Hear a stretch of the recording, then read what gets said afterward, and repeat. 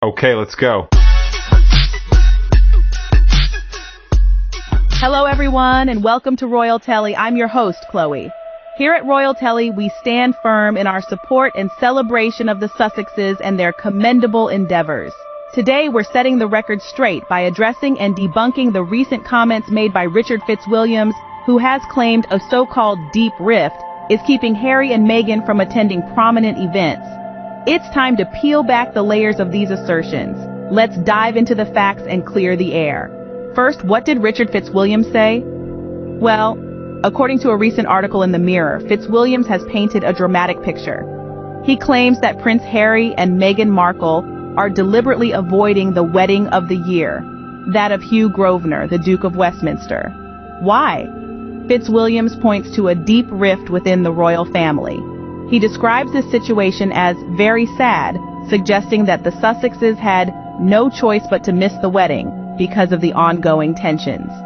Fitzwilliams elaborates that the presence of the Sussexes would inevitably spark a media storm, especially since Meghan has not visited Britain since attending Queen Elizabeth's funeral.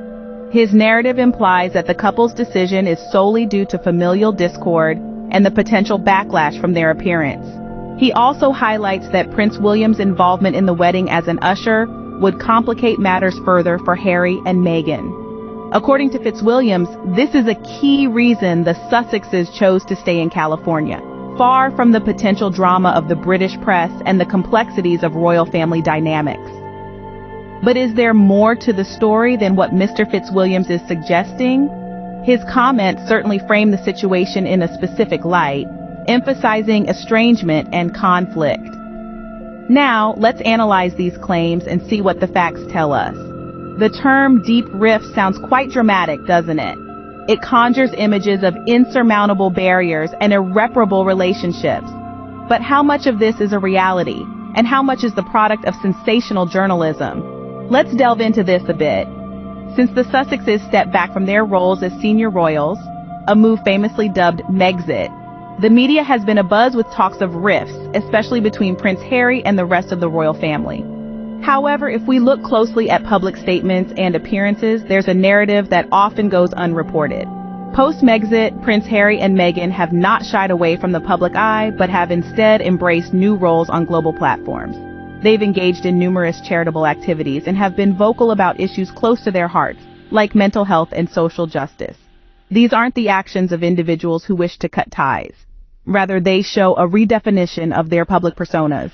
In their groundbreaking interview with Oprah Winfrey, while they did discuss the challenges they faced within the royal setup, it was also clear that their decisions were complex, influenced by a multitude of personal and professional factors. They expressed a need for a healthier, more private life, which could hardly be boiled down to just familial discord. Moreover, their appearances, be it in charity events or various public engagements, often display a demeanor of resilience and forward-thinking, rather than bitterness or estrangement. The narrative of a deep, unmanageable rift might sell newspapers, but it doesn't quite hold up against the evidence of their ongoing commitment to public service, albeit in a different capacity. As we can see, while there have been challenges, the narrative of a deep, unmanageable rift may be oversimplified and sensationalized. The truth likely lies somewhere in the nuanced middle, less dramatic perhaps, but more human and relatable. What's evident is their journey from royal family members to independent public figures is marked more by evolution than by enmity.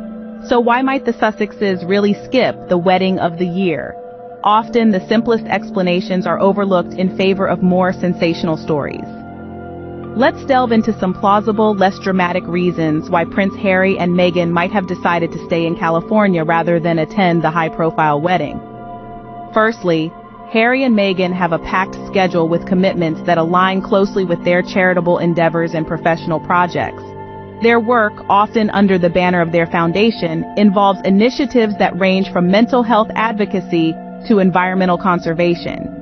Balancing these responsibilities with a transatlantic trip is no small feat, especially when considering the logistics and planning required for them and their young children. Moreover, we cannot ignore the ongoing global health considerations. While COVID-19 restrictions have eased, the Sussexes have consistently shown a cautious approach to their health and safety, particularly with their children in mind. Opting out of international travel is not just a personal choice, but a responsible one in the current health climate. Additionally, the concept of personal choice should not be underestimated. The decision to attend any event, especially one as publicized as this, involves weighing numerous personal factors. For Harry and Meghan, who have actively sought to carve out a life based on their terms, choosing family time in their own space over a public event is perfectly valid.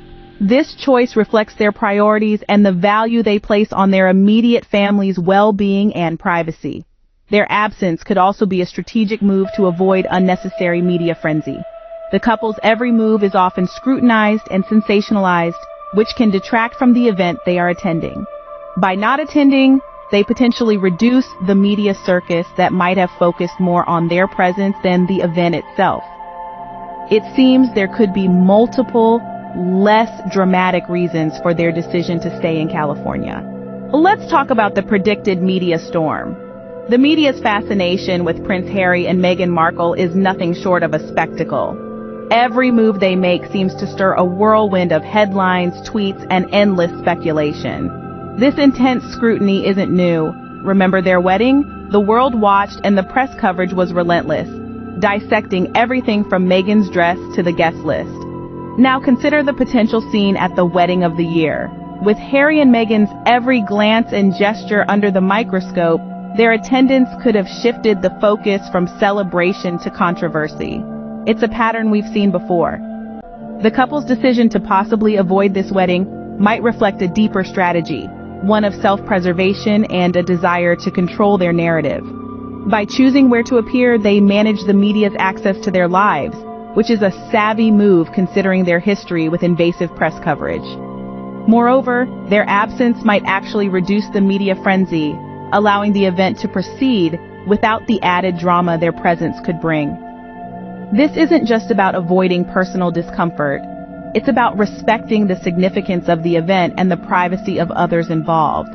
It appears the decision could also be a protective measure, considering past media frenzy. In conclusion, while the narrative spun by critics like Fitz Williams is compelling, it doesn't wholly align with the facts. Throughout our discussion today, we've peeled back the layers of sensationalism to reveal a more nuanced reality surrounding the Sussexes and their decision to miss what has been dubbed the wedding of the year. Firstly, we tackled the claim regarding a deep rift within the royal family. As we explored, this narrative is frequently amplified by media critics who may not have the full scope of personal dynamics or choose to ignore them for a more scandalous headline. It's essential to question the sources and seek transparency rather than accepting such statements at face value. Moreover, the idea that Prince Harry and Meghan Markle are avoiding events solely due to family tensions oversimplifies their situation. Their commitments and initiatives in the United States, coupled with their desire to protect their mental health and well-being, play significant roles in their choices. These factors deserve recognition and respect. It's also crucial to consider the media's role in shaping public perception. As seen, sensational headlines can skew the true narrative. It's up to us, the informed audience, to look beyond and understand the broader context of any news story, especially when it concerns individuals who are consistently under media scrutiny. Thank you for tuning in to Royaltelly. If you appreciate our content, please like, comment, and subscribe for more insightful discussions. Stay informed and support the Sussexes.